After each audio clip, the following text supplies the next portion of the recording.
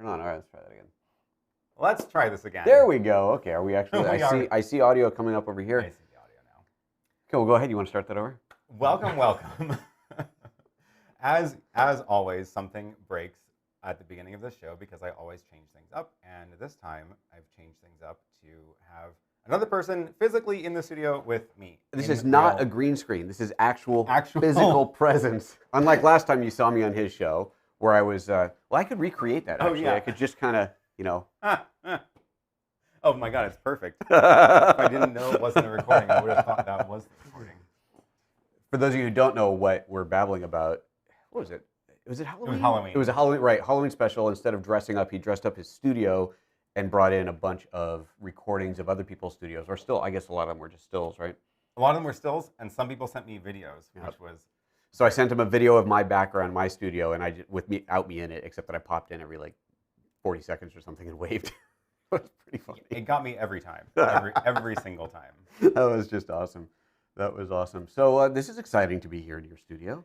This is, you know, I talk on my show about my studio a lot and how just much stuff there is, and my space is big. I actually have a 1,000 square foot warehouse that's turned into my studio. I think Aaron's got just as much stuff in a slightly smaller space. Quite this a bit is smaller. impressive. This is so impressive the way everything is wired up in here. This really is like 12 by 20, so it's like less than 400 square feet. Yeah, it's wild, and it's great. I mean, it's so efficient and cool. I want a full tour of everything, but that'll take about a week. So, yeah, exactly. Yeah, no, it's great.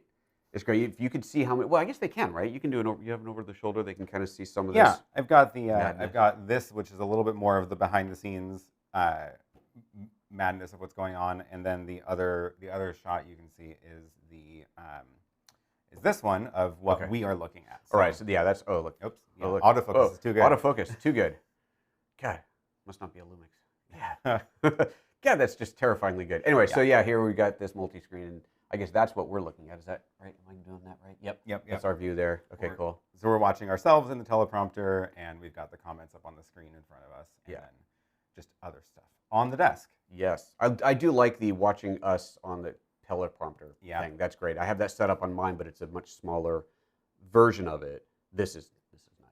This is really nice. Yeah, very cool. So we have people in the house. What's happening in the chat room? Yeah, people are saying that my audio is quieter than yours.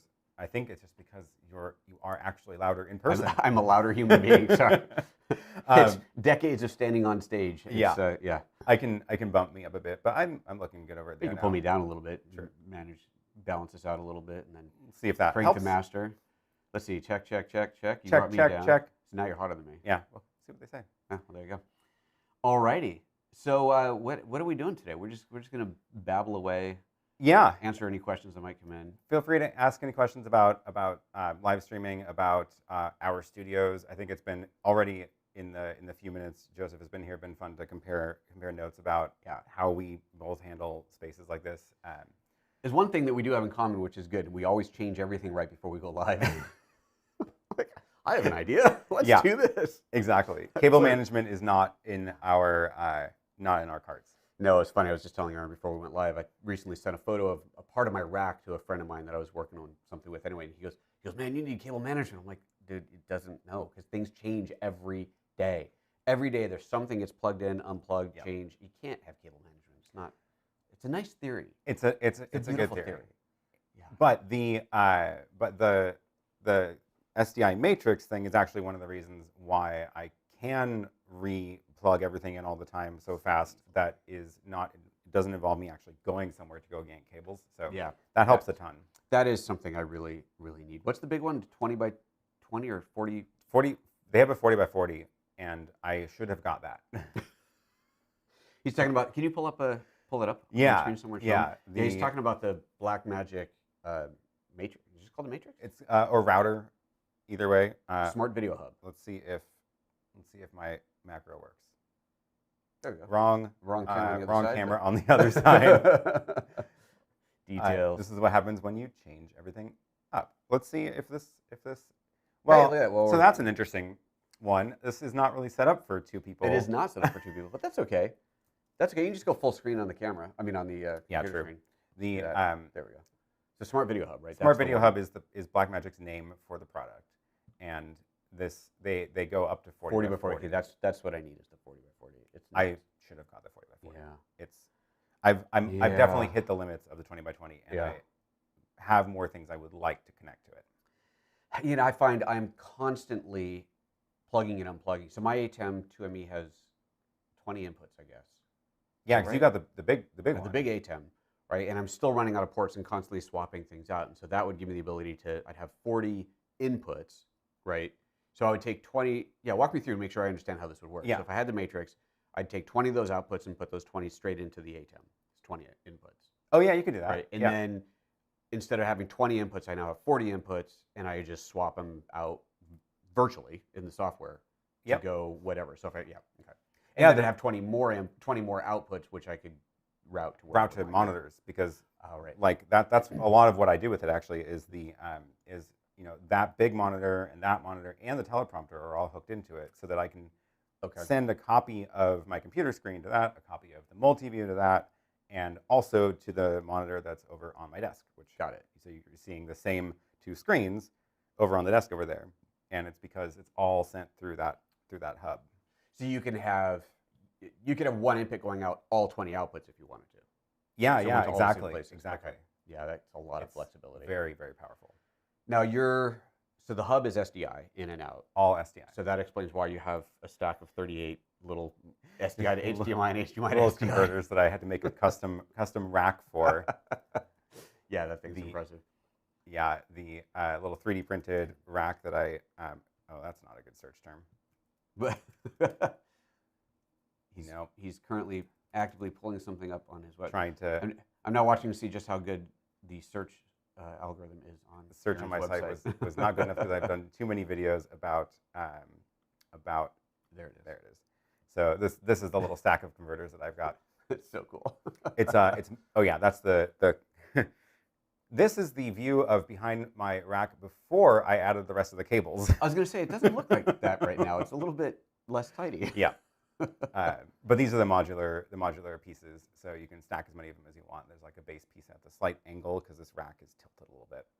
Oh, okay, right. So then it makes it vertical instead of leaning. But I'll drop that into the chat in case you want to 3D print those yourselves. I am not planning on selling those pre-made, but they are available as downloadable files if you want to make them. That's very cool.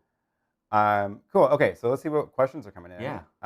Stream looks great. Almost looks like you're in the same room. For once, we actually are. Yep. John says, I'm pretty sure you both have a heavy gate going on. Yeah, I think what happened is when I split the signal in the ATEM, it switched over to different presets that are not my normal. Because when you have them, when you have the channels combined, you can do like whatever processing you want. But I think it saves the settings differently when it's split. So. Oh, interesting. Okay. So it restored to something different than what I normally have it set to, and this might be more aggressive. Maybe we can just turn it off and see what happens. This is a pretty quiet environment, quiet enough in here. There's some fans, but it's not too bad. It's quieter than mine. Really? Yeah. Oh yeah. Okay, so that's all. Ooh, let's talk audio real quick because I got. Yeah. So for those of you who watch my channel, youtube.com/PhotoJoseph, subscribe today. There's a video. There's a link below. Look at that. There's a video that I did. I don't know which video it was. Was it the BGH1 video or one of the videos I did recently where there was an audio buzz hum in the background throughout the entire video. And it's one of those videos where everybody comments on the buzz and you're like, I know. I know. Stop telling me about the buzz. Can we comment on the content of the video maybe? And it turned out there was a ground loop and I didn't catch it until just before I was publishing it because that hum only showed up on certain speakers at certain volumes. And like once I ran my final pass of noise reduction, and I think if I remember right, it was 3 in the morning or something when I finally finished. I was exhausted and I hit it and I just didn't recognize how bad it was. And so I just published it as it was. And I should have, even if it meant adding noise back in, should have not, anyway. So it was there. Anyway, so I've been struggling with that and I finally figured that out. That was it was a ground loop. It was a little power brick that had gone bad that was powering the wireless receiver from my microphone, from my AVX kit. So that's where that came from. But I've always struggled with good audio because my main recording space, the one with the white shelves in the background, is in the big room, which makes it very echoey, and is also in the same room as the rack because there's nowhere else to put it. It's one big room, so the rack lives there. And so, of course, you hear the rack, you hear the fans, the servers, the switches, the UPS, everything else. And so I've been experimenting with different audio, trying to get a good audio combination of the right microphone, and then I use a MixPre 3 with the noise assist plugin, which is... I haven't jumped onto that. Oh my God, it's so good. Yeah, but that sounds... It's very, very magical. Cool. It's so good, but there was still a fair amount of noise getting through, so I would record with a lavalier. Excuse me, do I have a mute on here? I got a cough. Oh. Sorry. Anyway, bad form, sorry guys. I had a lavalier, so my Sennheiser AVX mic, so it's the standard lav that comes with, which is an Omni mic, and that, with the noise assist, brought it down quite well, and then I'd add a little pass noise assistant software, and that would knock it out, and it'd be good. You know, it could be better, but it'd be good. Then I decided to try a shotgun mic, and I bought that, the the best of the best for this normal industry, the Sennheiser 416. I think that's right. It's the $1,000 shotgun. Like everybody loves this. It's a great mic, and it is a great mic, and it has a pretty good off-axis noise rejection. But the problem that I found is I move around too much on my set. Right, so I'd go to my computer, I'd go over here, turn around, and the volume changed too much. So I wanted to go back to the lab. So I sold that or returned it. and I bought a new lavalier microphone. I don't remember the model number now, but it's a Sennheiser Lav, but it is a not an Omni mic, a cardioid mic. And I just haven't even done a show with it yet. I've just tested it, and with that cardioid mic and the noise assist, it's like I'm in a silent box. Really? It is so good. No post-processing required. Oh, It is man. so good. So I am so happy about that. Finally resolved that. Okay. It was an expensive little mic, but it was still a third of the price of the big Sennheiser 416, so I couldn't feel too bad about spending money. Yeah. Wow. Yeah. It's so funny. It's like this little tiny little thing, $300 something, this big, but it's amazing. Yeah, that is something that I'm not going to claim the audio in this studio is by any means perfect, and I've gone through a bunch of iterations on it as well. And currently, I'm using these Samson CO2s, not literally right now, but normally in my show, I use the Samson CO2s that are up there. And I guess you can see him in this one better. It's poking its head out. And I have one of those at the desk also. And what that was a recent change was using both of those at each set. So that's good. Same mic. Same audio quality. Both run into the new Midas MR18 mixer. Oh, the mixer that you've got over there now. Yeah. Okay. So that's the new setup, and I've been pretty happy with that so far. Okay, cool. But yeah, it does mean that I have to stay in the same spot, and I can't move around because they are, which is also why we're not using it today, because we would both be centered. We would both be off it's axis. picking up the gap in between us. Yeah. So the only place I use a shotgun now is my desk demo space, and that's because I'm always in the same position. I might turn around every once in a while, but it's so rare that I know if I'm going to go over here, I just talk louder, and it's fine. Yep. But that is a nice projection. What is that? It's a Ars Technica, Audio Technica. Ars Technica is the website. Audio Technica mic. It's pretty good. Yeah. I like that one too. I actually have that one at home. Yeah. Yeah. Audio is so hard. It is. Yeah. It really. I swear to God, audio is so much harder than video. It really is, without a doubt. I'm looking up at all the rigging up here. You guys can't see all this, but there's a nice pole in the camera, and you got a top-down camera. It's top-down camera looking at the table here. I don't have a shot of the rig in here, but if you do go take a look at the studio tour video I did, that I did do a full walkthrough, including showing this little rig. It's a pole extended out over the desk in order to get the microphone and the camera on the same pole, which I'm also pretty happy about. Yeah, that's good. That is good. I would love to steal some of these ideas, but part of that challenge is that my desk is a motorized standing desk, and I do move it up and down all the time, and so there's a limit to what I can put over. Anyway, this is great. It's a great setup. Yeah. Very cool. Cool. Let's see if there's any other questions here. Chris says, I'm sure you can overrun the 40 by 40. Pretty much whatever you get, like, you will fill up. I'm sure. But I probably should have. I didn't really know how many things I was going to plug in. I made a list and I was like, 20 seems like more than what I've got now, and I probably should have just jumped. Yeah. It's like network switches, right? I was telling her, and I now have 3 network switches in the rack, and that's not because I've overrun the number of ports. It's because of different features that they have. But yeah, it's easy to overrun all of them. It's constant.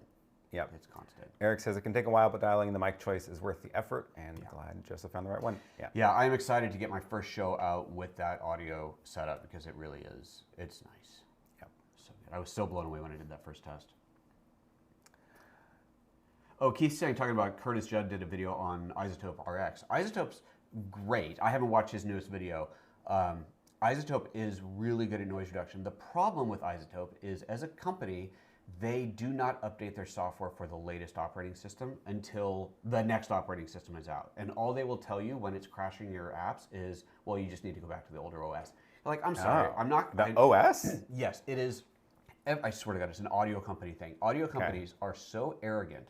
They feel that they control everything, and that they choose not to update their software, and sometimes hardware or drivers or whatever, until a year plus later.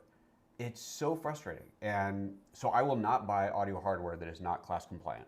If it needs a driver, I ain't touching it, because I know I've been bit too many times by this. Yep.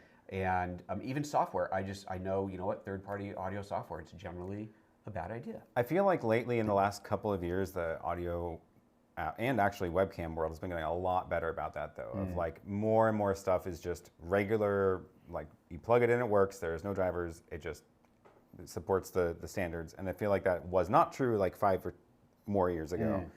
So it's a nice change, very welcome. I think part of the thing with the RX, with what do you call it, the Isotope, their standalone software, they will update more quickly, but their plugins, they don't. And so I was using them as plugins in Final Cut, and it was crashing Final Cut, and it was very clear in the crash logs, it's Isotope, and they'd go, yeah, well, you have to use an older OS, and like, or use the standalone app. I'm like, I don't want to round trip my audio out of Final Cut and back in. Like, that's not the workflow that I want. I bought your plugin so I can use it as a plugin. Anyway, so. Yeah. Okay. Yeah. Anyway. Yeah. On the audio front, Hardy Media says, how's your Midas digital mixer working out? So far, great. I've been using it on all the streams. Ironically, not actually using it today because we're using the Rode Wireless Goes into the Blackmagic camera, since I needed to have 2 mics, and that was the easiest way I could think of to get that wired in. Less fiddling, but I do like it. I'm definitely still learning it. There's a lot to it, and I have barely scratched the surface. And yesterday, actually, I was realizing that I need to do a whole, I need to change completely how my audio is routed for this show, because one thing I did do yesterday, right after the show, right after the stream yesterday, was those speakers that are up on that shelf, the little white ones, those are now wired into that mixer. So those are, they're one of the aux outputs for the mixer, so I can send audio up there. So what I can do, for example, is what I want to do is I want to have the music that you hear during the beginning coming out of those speakers before the show, so that I can hear it and I can, you know, hear the timing better than like trying to just look at the clock or listen to the little peep out of the headphones. Right. And the way that it's routed right now, I have too much of the audio is routed in the ATEM, so I can't isolate that right now. Right. Yeah, so, and the challenge you run into is with the ATEM, your audio is going to be in sync. Well, if it's coming through the cameras, it's going to be in sync with the video. When you run it through your switcher, your audio router there, it does have a delay built in, but it's quite complicated to set up. I do have that set up because I do have to switch. So the Blackmagic camera has almost no delay, basically zero delay in it, which is, I don't know, magic. Virtually, yeah. And it's not zero. I like to point that out. It's not zero. It's very, very close, but it's not zero. But it's close enough that it usually doesn't matter. Right. And the Lumix G7, which is the camera on my desk, has a massive delay. Yeah, that's considerable. It's not a broadcast camera. I'm just using it as a broadcast camera. Right. And it's a massive delay, and I have to compensate for it because I stopped using a microphone attached to the camera, which was my shortcut before. Right. So so I do have it set up in the mixer to do a delay, and it's kind of complicated. Let's see if I have. Yeah, I think I can actually show it here. So this is the computer software for the mixer. If you hit the resize there, that'll let you. Oh, thank you. Window width. Aha. Or window height, because now you clipped off the bottom. Yep. Good call. There you go. Oh, and then it does that. Well, close enough. It's not the greatest software design in the world, but hey. But this is the desktop app for controlling the mixer. Right. And I have the 2 microphones from each of the tables in here. And they're on mute right now because I'm not using that audio. But the one on the desk is routed through the effects so that I have a stereo delay here. And I timed it out, adjusted it to find the right delay on here, and you can see that this is the input, this is the output. So it is actually, you can see that they're not moving at the same time. Oh, okay. So it is doing the delay, and then like I don't even remember how to do this anymore, but you have to get the effect sent back out through one of the aux outputs, and it took me a while to figure that out, and it works now. And oh yeah, here it is. So the bus 1 is what goes to the ATEM. So I've got the FX1. There you go. Sending to bus 1. Yeah, this is incredible. It's a great setup. I love the mixer, and I'm not using it anywhere near the capability of what I was before. When I used to go live all the time, and that was all I did was go live, then that was a much more important part of my setup. Now it really isn't, but it's still pretty great. But yeah, I think I'm going to go full on external audio mixer and just buy into it completely, and I'm going to have to learn a lot more about how that thing works. But it's complicated for sure. I've needed help many times. Yeah. I see. Where was it? Someone was asking. Was it Art? Someone asked if I'm going live still. Oh yeah. Oh yeah. John McLaughlin. There you go. Am I still streaming? Haven't gotten notifications in a while. So, yeah, I hadn't for. It turned out it was almost 3 months or 2 months or something. It was a long time before I did another live stream. I just did one, but it was the middle of the night. And nobody was there. It was one of those like, am I still on the air? But just to make sure you know that is only from the live channel. So it's youtube.com/PhotoJoseph live. I set up that separate live channel. I'm still not sure if that was a good idea or not, but I'm glad that I do, just so I don't have all these videos with like 150 views on my main channel, because I do think that was dragging that down. I'm still not convinced about that. Yeah, but it's a, who knows? It's all nobody knows. Magic. That's the magic YouTube algorithm anyway. But anyway, so you got to subscribe to both channels, the PhotoJoseph and the PhotoJoseph Live.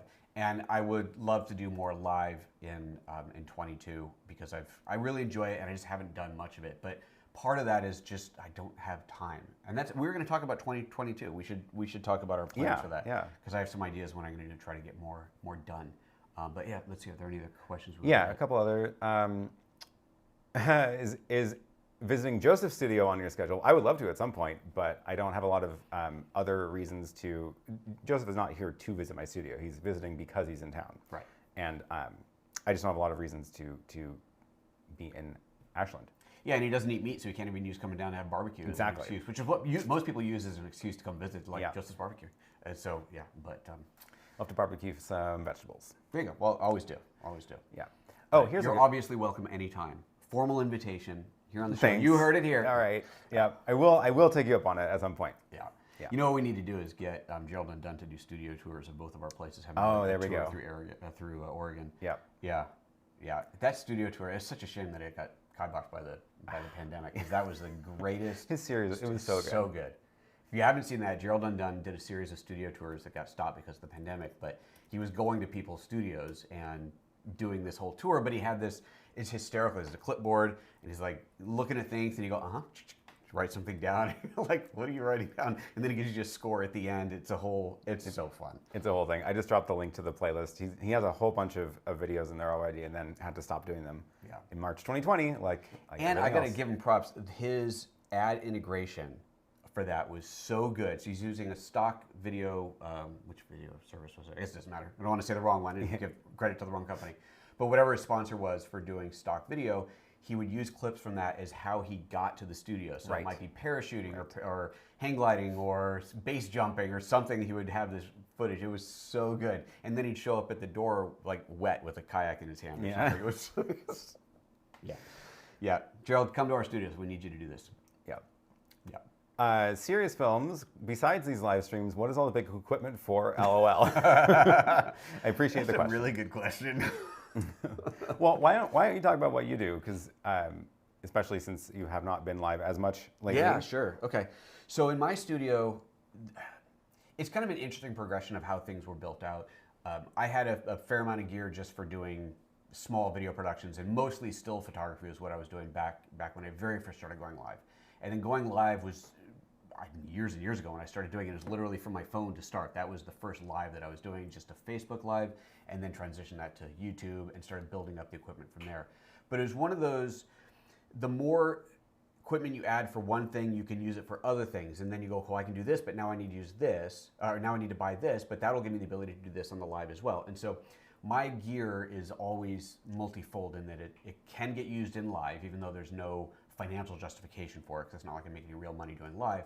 But I do use it all for commercial production work, and I do a lot of production out of my studio. Like the whole, for Panasonic, I did a couple of training series on the S5 and on the BGH1, and that's multi-camera, 4K, with obviously the sound and the lighting and everything else. And so I build that up to do those kind of projects, and then I can use it for live. So I'm not building all this crazy stuff just for a live show where 5 people are watching. So that's kind of how my excuse for having so much gear is. That makes sense, yeah. And you definitely do a lot more of the professional video production stuff than I do in my studio.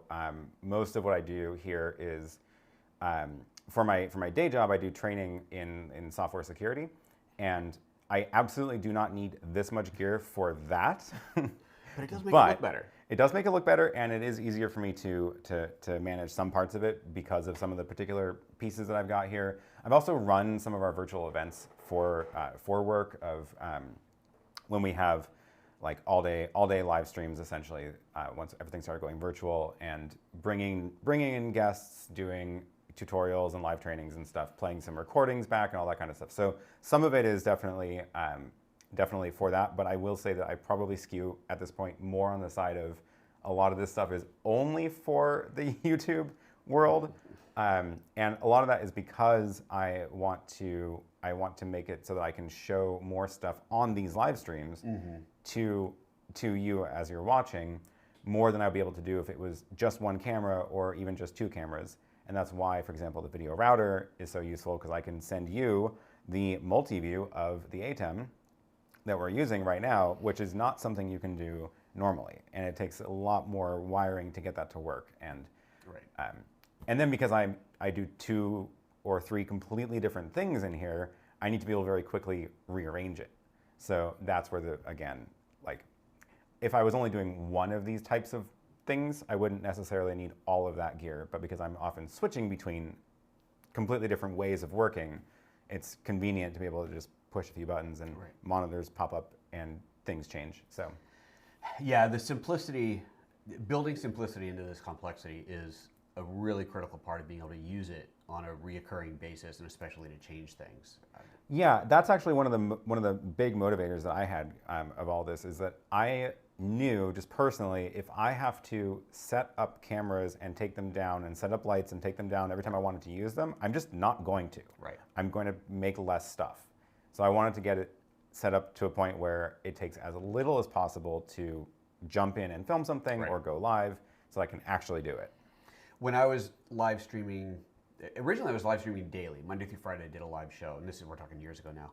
Before I got banned on YouTube for live streaming for 3 months. That's a different story. I remember that. When I was streaming 5 days a week, that fast setup was a critical part of it. And I had things dialed in to where I could walk into the studio, I could walk into a cold studio and within 5 minutes be on the air. And it was not that many things that had to get turned on. And it was a really nice setup, but it was consistent. I was doing the same setup every day, whereas now every time I go live, I decide to change 15 things because I can. And also, like you said, we're often showing off gear. Oh, let's show off this product. And so to do that, well, this has to get tapped into everything somehow, which means I have to disconnect a bunch of other stuff, and it becomes a thing. It becomes a thing. Someone here is asking a crazy question. What is our go-to setup? Oh. Show G Production says, what is your go-to setup for remote live stream that is a balance of good quality and ease of use? We don't understand ease of use. This is not in our vernacular. No, I don't have a go-to right now because I haven't done enough remote streams to have enough of a repeated process dialed in yet. So that's part of the problem. What I was using when I was doing, I was every month volunteering for a meetup group in Portland that I would go film an evening of talks, and this was like 3 15-minute talks from like 6 to 8 p.m. So it's also one of those things where the event is so short that you can't justify spending an hour setting up and an hour tearing down, whereas you can if it's a full day conference, right? Plus, I'm not actually getting paid for it. So I wanted to like... That pretty much defines things right there. So I wanted to find, a kit that is like relatively small, easy to set up. And for that, I was actually using the Sling Studio a lot. Right. Okay. And it was great because like the cameras are wireless, so you can just throw them anywhere. It's you get an iPad to control it wirelessly. It worked really well. They've stopped updating that software completely now, and I don't know if it's... Well, now you could do that with this Mevo 3-pack. Yeah, there's so many more options now. This was like years ago, so there's so many more things now. This is a great setup. And full disclosure, these guys are a client of mine. That has nothing to do with why this is here for Aaron. They did send it to me. They sent this to you to do a video? To do video, though. So I'm doing I'm working on right now, it's supposed to be done by the end of the year. I'm really hoping I can pull it off. But I'm doing a guided tour of this. And this is something they've hired me to do. So and I've done videos for them in the past. Yeah, you have a good walkthrough already, I thought. Yeah, I have a good walkthrough of yes, I have a good walkthrough of the Mevo kind of on its own. This is a multicam setup, because now the way that they're really promoting this as this 3-pack with 3 cameras, it's $1,000 for the 3-pack, and it's a multicam thing. So it's super easy to do multicam wireless with this. It's a great little setup. Yeah. So that one's going to be part of this week of daily streams. Okay. So I don't even remember the schedule. I have too many videos. That one is on the 23rd. So I'll be doing a full live demo of those cameras. I'll set them up probably similar to the way I have my cameras set up here normally. So right next to the Blackmagic camera, an overhead, and probably a over-the-shoulder shot. And then we'll do a side-by-side comparison. And now, go back to your list. Are you doing one on the Ninja, or did you not put that in yet? No, so that one's not in here. I need to figure out a good plan for that one. So my criteria for the devices I'm showing this week on, I had this. This is the Ninja AtomX Cast that I did a video on last week. This is the physical one. They sent me the shipping label to ship it to the next person, and I'm like, this is going to Aaron. I'm gonna be there next week. It got here like 2 days before you did. Yeah. But so the Cast is a switcher. It does not have streaming encoding in it. Right. So you have to output over HDMI to something. Just by the way, I'm going to tell you what this is because it's not. I was wondering anywhere. So this little thing here, can we do the close up? So yeah. Oh my God, which one camera? There we go. There we go. We'll even grab it. Yeah, there you go. So this little thing here, I get this, and I'm like, where does this plug into? What does it hook up to? It's for this. So the first time you take one of the AtomX SSD, wait, where are we? Oh, here. The first time you take this and you plug it into the Ninja, when the Ninja is on the dock, you won't be able to get it out because this slides so far in here, you're like, I can't reach it. So this screws into the back of this, and it puts a little handle on the SSD, and it's great. Okay. Yeah. But it's quite interesting. I never even realized that the SSD had these little screw holes on the back of it. That's like, I never even noticed it until I had to watch somebody else's video, but I'm like, oh, that's what that's for. Anyway, well, now that I've destroyed everything on your desk. Yep. But yeah, so for this week of live streams, I'm only doing the full live demo of ones that are full kits of like it has a streaming encoder built in, so you don't need to add anything else in order to go to YouTube. So that one and that Oton one over there. Yeah, what is this thing? Tell me about this. This is it's from Oton. It is a 4-input. It's like an ATEM Mini. It's 4 inputs, HDMI out, and then webcam, USB webcam. But it's got the screen built into it, which is cool. So it actually has a multi-view built into it. And then it has a couple other things like it's got audio input on the side. It does have a LAN for control, not for streaming.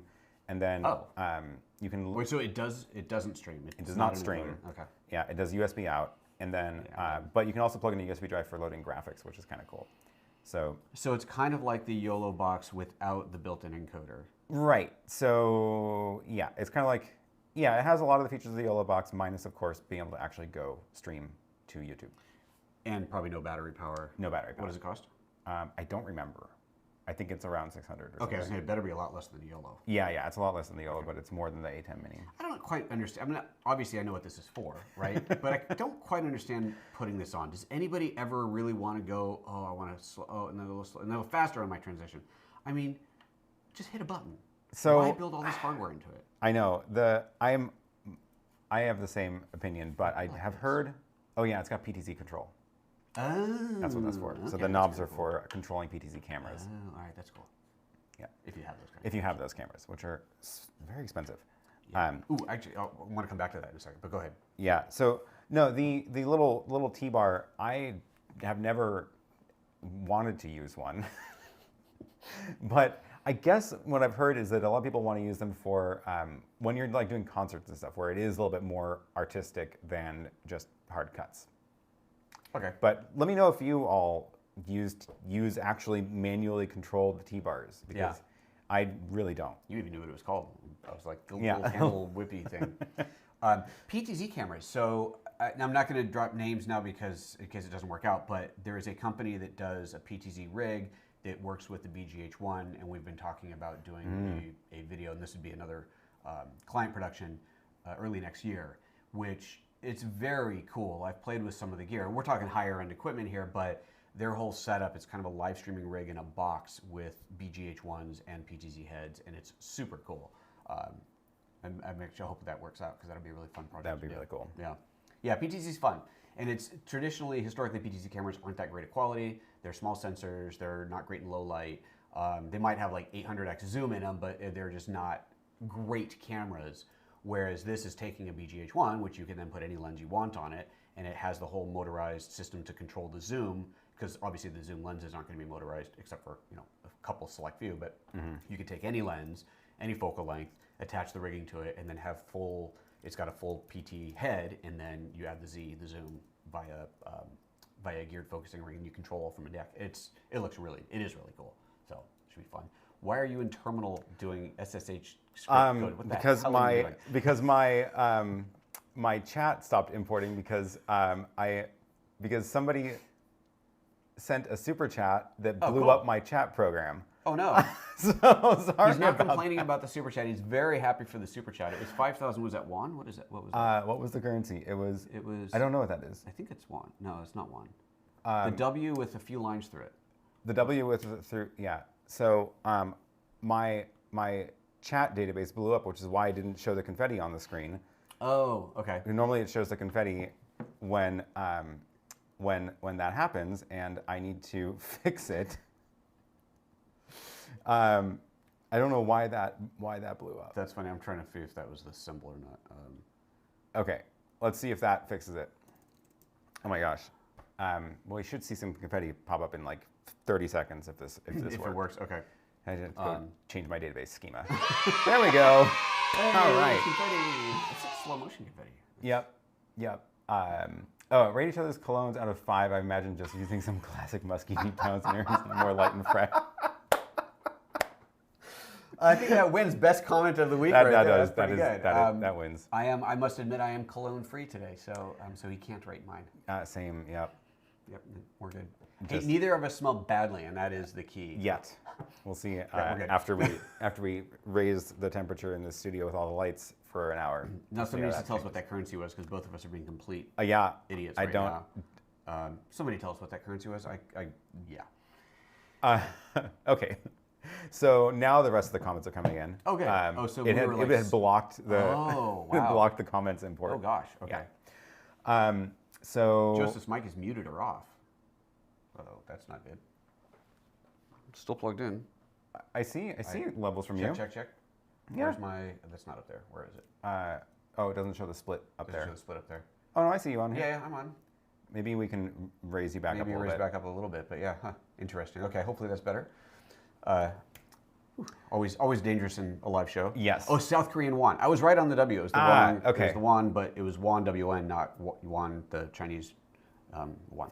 Okay. Well, thank you for the super chat. I appreciate it. Yes, absolutely. It's going to our afternoon coffee fund. Excellent. Well, no, somebody else is buying us coffee this afternoon. Oh, well, there we go. Right. There you go. So anyway, let's talk 2022 next year. Plans. Yeah. Okay. Because this is a loaded question because I have something I want to talk about, but I want to hear you first. What are your plans? So that was interesting. So what I'm doing. No, this is good because I haven't actually written this down fully yet. Okay. It's all still very much in brainstorming phases. But okay. One of the videos I am still working on that's not done yet, but it's a video about the process that I am using to film my recent YouTube videos. And the process is by using the ATEM Mini Extreme to record ISO files and have just sail through the editing process. And one of my goals with doing that video is to develop that process better so that I can more easily repeat it and don't forget steps myself so that I can get more content out. So, thank you, Hardy Media. Oh, here we go, tip for the barista. Nice, okay. Nice. Thank you very much. I appreciate it. So my plan is I want to get more consistent edited videos out because I've been doing live streams consistently. I've only missed one, and what I want to get more of the edited videos out. And again, I need to be able to streamline that process in order to not have it feel like a burden to do it. Right. So the less barriers, the better. So that's one of the reasons that I'm even doing this video. I have the whole process written up. I've also got like a checklist that I am now using to go through those videos. And I want to get a couple of those knocked out, publish that video, and then set myself up to do, I don't want to commit yet to a number, but more consistent. Okay. I think consistency is even more important than a particular number. Yeah, that seems to be key on YouTube, especially for feeding the algorithm. Being consistent does seem to be very important. Yeah.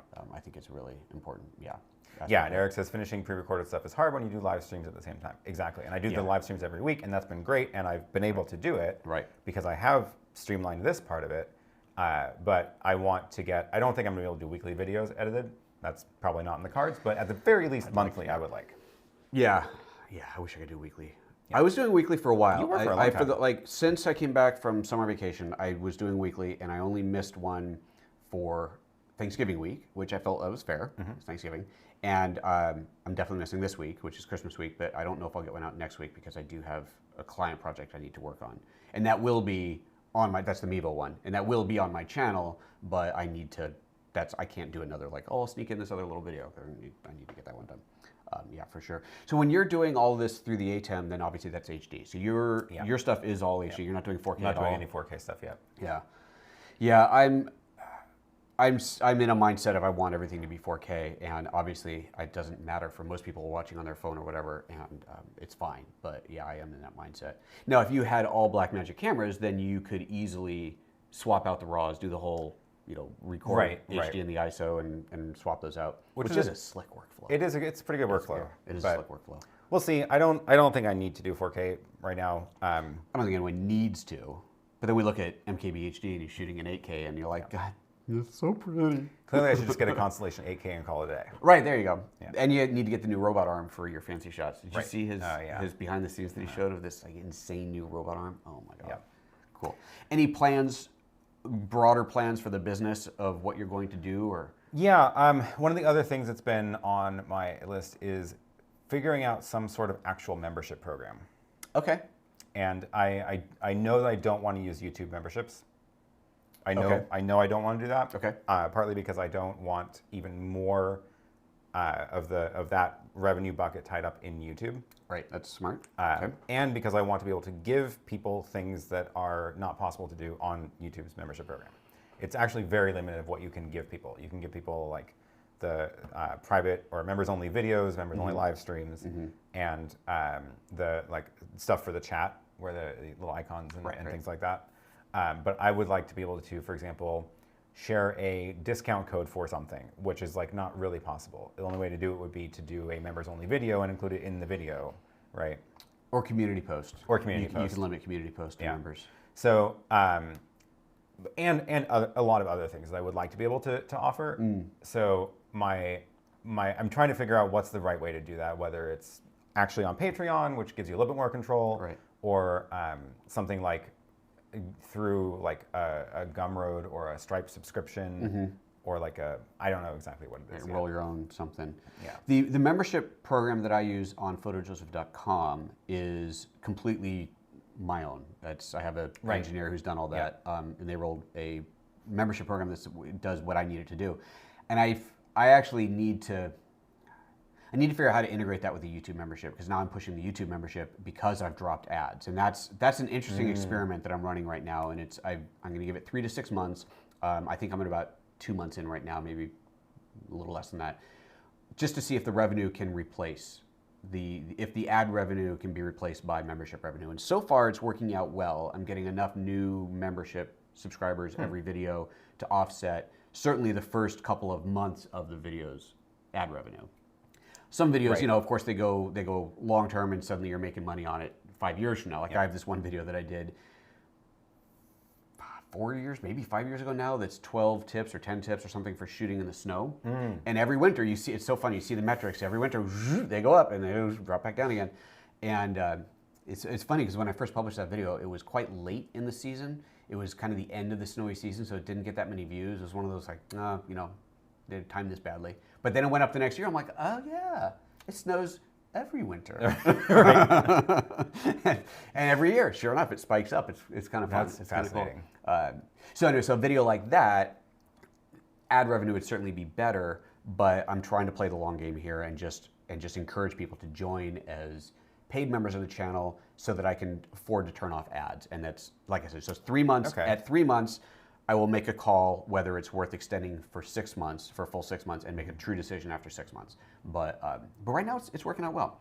And I mean, everybody hates watching ads, right? That's a fact, right? Nobody likes watching ads on YouTube. We all like getting paid from the ads. We don't like watching ads. And so I'm trying to give something that will balance that out, and people don't have to watch ads, but choose if they want to pay. Yeah, we'll see. John says, I did weekly uploads for a year, then I took a break for 6 months. Yeah, I know if I tried to do weekly, it would not sustain. So hopefully I can at least get monthly in. Yeah. Yeah, that'd be good. Hardy Media is asking for me to talk about the channel membership perks. Yeah. So the way that what I'm doing, okay, so I had membership for quite a while, and there was no real additional perks. I think I had like a $5 and a $10 tier or something, and basically it was, you might occasionally get early access to a video. If I upload a video that for whatever reason I'm done before it has to go live, which is rare, but actually get it done a day early or something, then you'd have access. Or what I've done before is I've uploaded an unfinished or nearly finished version so that I can watch it myself on YouTube and see if I catch anything that I want to replace, because I'm not, it doesn't have to go live yet. And I would share that with the members audience. But then, once I started doing the ad-free thing, I added more tiers. So the tiers started just $1 a month, and then they go up. And I have a nice scale in there so people can contribute whatever they want. But I figured out something that I could do to add benefit to membership, and that is a private Discord channel. And this is actually really cool. It's still very small. People are still just figuring it out, but Discord has a YouTube membership hook in it, so it will automatically manage access to the Discord based off of your membership status, your membership tier. You can't get in at all unless you're a member, but there's even from the $5 and up, there's a special private chat room just for that tier, which is useless right now because there's not that many people there. But hopefully, if the channel grows and there's so many people that some people are like, well, I need a even smaller, quieter place to talk, then there's that. So that's the big push right now, which is, it's cool. The Discord thing is really cool. I was just stoked that worked. You tested it out for me first. That was great. Yeah, that is a good integration. Yeah. Yeah, so now what I want to do, I was talking about the membership at PhotoJoseph.com, which doesn't tie into this. I need to figure out how to get those members access into the Discord as well. And that's something I'm going to need to involve my engineer on, but that would be great. Yep. Yeah. Keith asks, my timestamps and web search engine rocks. What will you add next year to your channel like that? Yeah, that's good question. So he's talking about if you go to, well, here's one thing I need to add to it. If you go to airpk.tv and then scroll down at the bottom, there are some links for live stream, chapter search, and links from the chat. And this is something I need to improve because I want this I think I want to just unify it into one search bar. But if you load this, basically this is every live stream when I go add chapters to the live stream, it gets indexed here. Okay. So now you can just go and search for like YoloBox and see anytime I have a timestamp in a live stream that mentions YoloBox. Oh, that's cool. And then jump right to it. So like, to my mobile streaming kit with the YoloBox. And then boom, we're right at that part of the video. Slick. And yeah, super cool. And then the other one is, there's actually 3, which is why I need to improve this a bit. The links from the chat are when I drop a link in the chat, again, you can see when I've mentioned it. So this one's a little bit harder to search. But if you know the link for something like, so I'll usually drop the name of it in the chat. So if you search for Pro Convert, you'll see anytime I mention the Magewell Pro Convert, you can jump to those timestamps. And then the other one is, oh my God, what is it? Chat links, timestamps, and questions. So anytime I click on a message in the chat, it gets saved here. So if I look at yesterday's stream, which should be this one, here are all the messages I showed on screen. And again, if you click on the timestamp, it'll jump right to that video, right to that message on the screen. That's really cool. Wow. So if you want to search for, oops, I closed it instead of going back. So if you want to, I don't have a search, it's just one giant, right. Oh wait, no, there's a search on the main page. So if you, again, want to search for like YoloBox, here's all the questions people have asked about the YoloBoxes. Oh, super. So wait, I saw my name up there, the word fantastic after it. Stroke my ear. Where was that? Yeah, PhotoJoseph did a fantastic overview, detailed all the settings in his pic, and then you can find out what I said about it. Eric Likeness said that. And Hopefully I said good things about it. It's like, don't watch that video, it's rubbish. But we can find out anytime people have mentioned Oh, wow. PhotoJoseph on my channel. Oh, here's the so one cool. from just a minute ago. Okay, wow. Yeah. So Dang, that's really cool. it's super cool. So as you can see, the interface to this is not the best. Oops, it's not on camera. But the content's there. yeah. So one thing I want to do is improve that Okay. experience. I'm pretty sure I'm just going to have on AaronPK.tv a giant search bar, and then you can just type anything in, and it'll search everything all at the same time. I like it. I like it. Bart wants to know why we're not drinking bourbon. Don't use the fact that it's 9:30 in the morning as an excuse. Oh. Yeah, well, buddy. I'm here with my family. I really don't want to go pick up my son drunk. So, yeah, I think we'll be skipping that one today. Yeah. But we are having coffee later. We're having coffee later, and next week when I do my stream on my birthday, I will probably be breaking out the mimosas and my sparkly jacket. So Excellent. I will do my best to tune into that live stream. which is coincidentally also John's birthday. Oh, okay. So we'll see if we can get him in remotely, since I won't be visiting him like originally planned. Right. It's cool. Okay, that's really cool. Go to my website, PhotoJoseph.com. I want to show you something I've got in there that, again, I can't take credit for any of this. Go to... it's your website. Well, yeah, but go to the YoloBox one, that's fine. Uh-huh. So this is my website where I embed my videos, and if you're a member of this website, then you actually get to watch a version of it that's streaming from Vimeo. So it's ad-free, even though now the YouTube ones are ad-free, but it's also better quality. But scroll down, and you will find the comments from YouTube are all in here. Oh, that's... So there you look go. at that. All the YouTube comments get pulled over to here automatically. And the reason that I set this up is because when you search on YouTube, you are not searching through comments. If you search Google, you are not searching YouTube comments. And I did some tests where I put like a string of random characters into a comment on my video and then tried searching Google, a day and a week or whatever later, and they never show up. They're not indexed.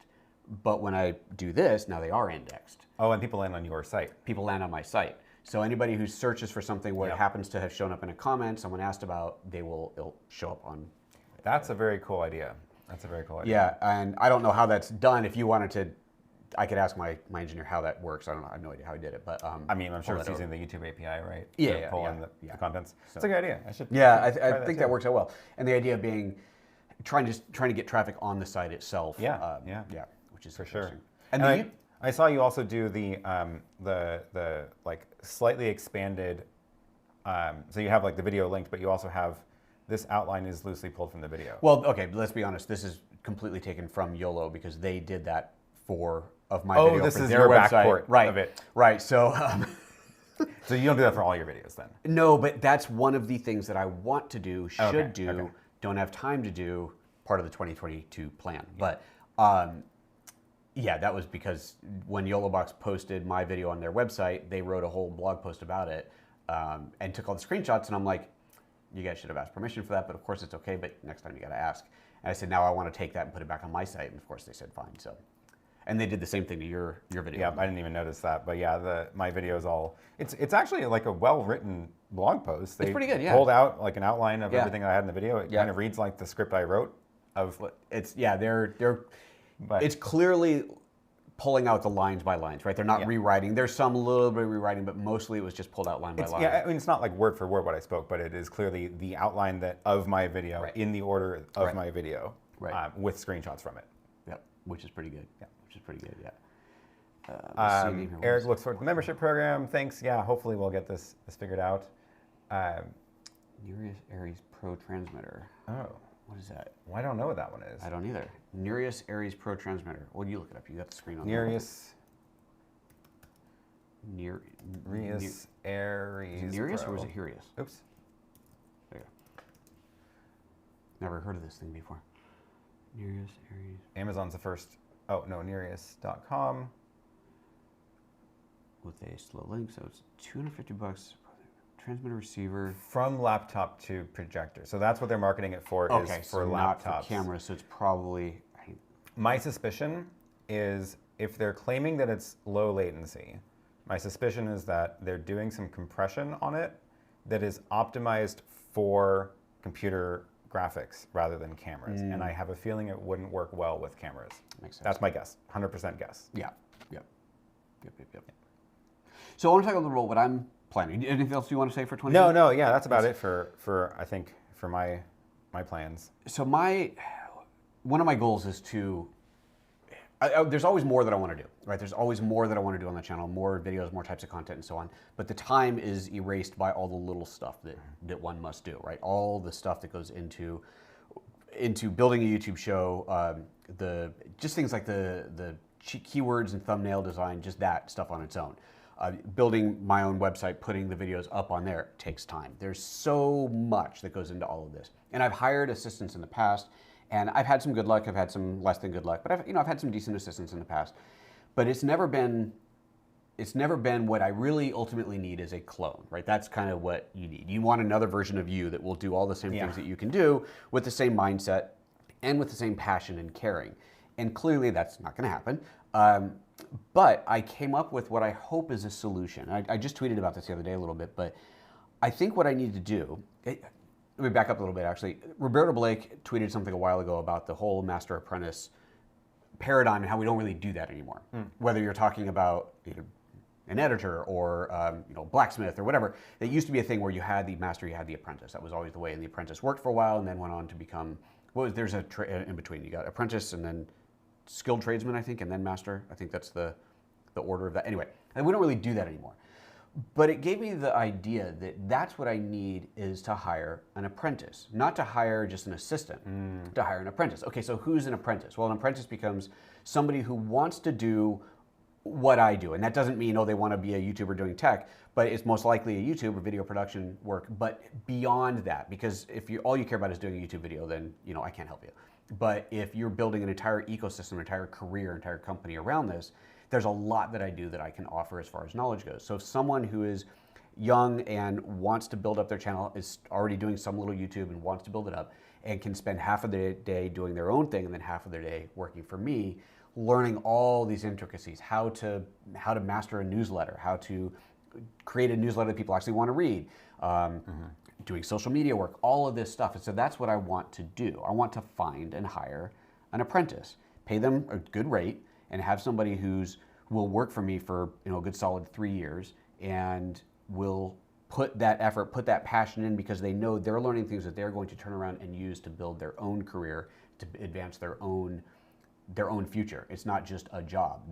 They're truly learning skills and mastering skills on my dime, experimenting on my channel with things that they will then be able to use on their own down the road. So that's the idea.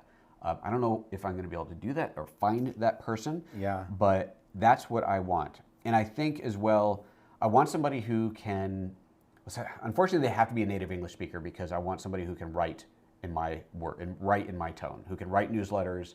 I have somebody who does some newsletter writing for me now, but I have to rewrite everything because they're not a native English speaker. I need someone who's at least totally fluent, if not a true native English speaker. We got a super chat. Another super chat. Thank you very much, Axel. I don't know why I'm thinking it's not.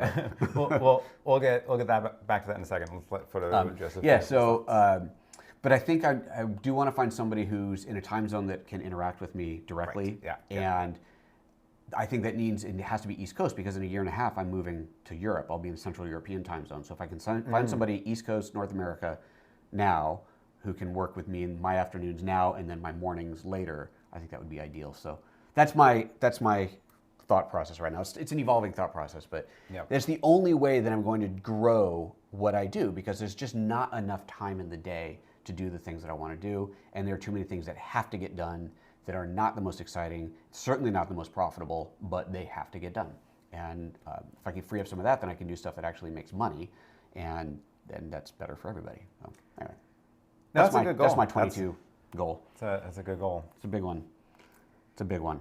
It's tough. It's definitely gonna be a trick to find the right person for that, because that's very important to have the right person, because that's a commitment. It is. It's a commitment, and it's somebody who can't be working a regular job simultaneously, because that's not really going to work timing-wise, right? They have to be, obviously I'm going to pay them. They're going to make money. So, but half-time. Like I can't really afford to pay someone full-time. And maybe it could work out that way, right? And that's kind of always the idea, right? You free up time so that I can make more money. That gives me more money to pay somebody else, and I can then hire them full-time instead of part-time. That'd be great. But also I do want somebody who wants to work on their own channel, who wants to be doing their own thing, because that's part of the objective. So if they're with me half-time, with them on their own thing half-time, then that could work out well. That is cool. Anyway, that's cool. the idea. We'll see. What do you guys think? Am I crazy? Is this going to work? Any of you want this job? Let me know. Yeah, we got a nice inquiring minds want to know. Big pool of people right here who might be interested. Might be. So what did Axel have to say?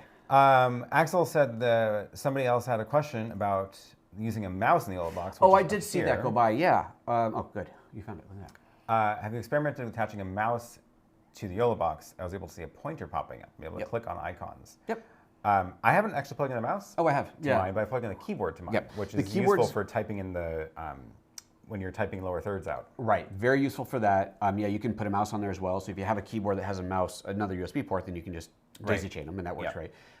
Yeah, it's not the most necessary thing because obviously you got the touch screen, so you just reach up and touch it. But you can use a mouse for it. I think the touch is better for that, but the keyboard is super useful for sure. I've seen some people mount their YoloBoxes on like on a tripod, so it may not be immediately reachable, or it might be too much work to like lift your arm up all the time for an hour-long show. So that could be a use of like having a mouse on the desk, so that you can just use it as a monitor. Yeah, I guess especially if you took the output and put not the program out, but the the whole UI out, mirroring the UI. You put that on a big screen, and then you just have a keyboard and a mouse in front of you like a normal working computer.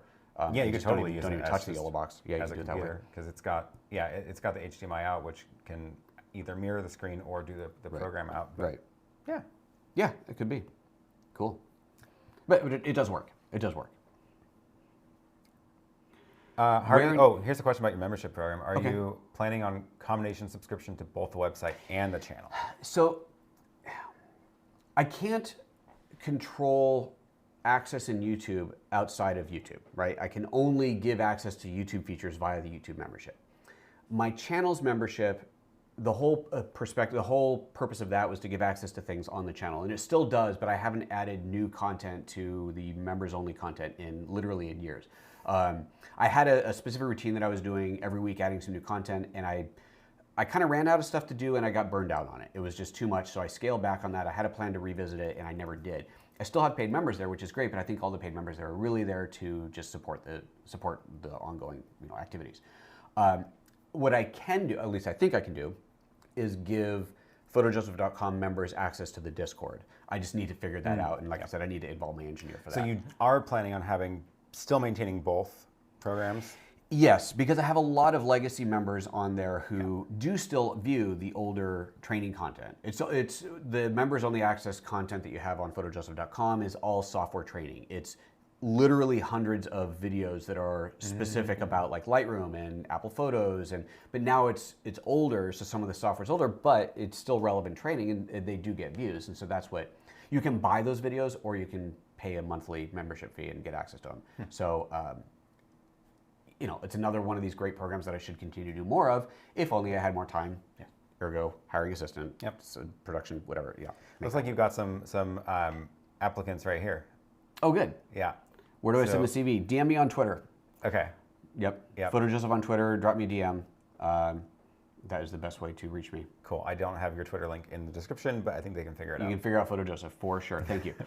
Let's see here. And then where are you going in Europe? Look at that. Peter Doms asks.